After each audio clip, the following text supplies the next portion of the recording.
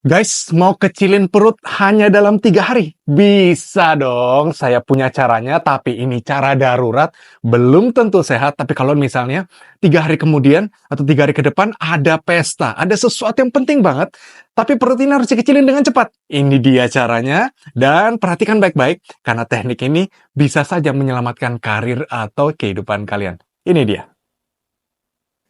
Namanya juga darurat, jadi belum tentu sehat. But works every time.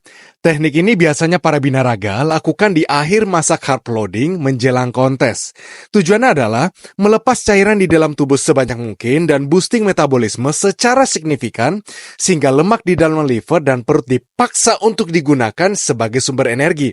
Ini akan menghasilkan penurunan berat badan secara signifikan, walau hanya 2-3 kg pada umumnya. Tapi, dengan segitu lumayanlah untuk kondisi darurat di mana kalian sedang butuh banget perut yang mengecil untuk sementara.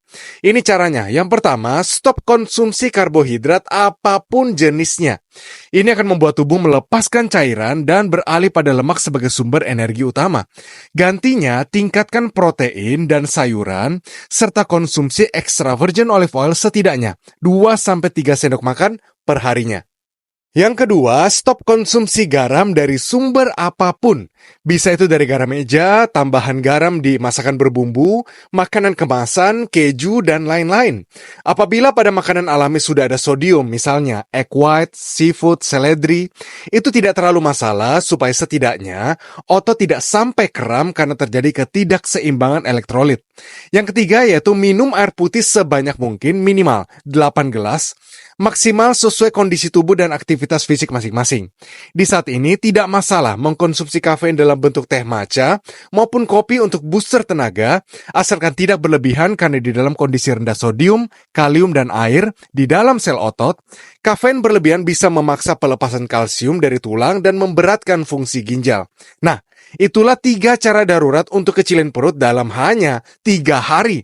Ingat, teknik ini cukup ekstrim, dan tidak ada yang mengalahkan penurunan massa lemak secara bertahap, yang dilakukan bertahun-tahun lamanya dengan healthy diet dan exercise rutin. Jadi kalau kalian punya penyakit tertentu, terutama yang berhubungan dengan ginjal dan jantung, saya sarankan konsultasi dulu ke dokter sebelum melakukan trik ini. Saya jamin, dilarang sama dokternya. Selamat mencoba!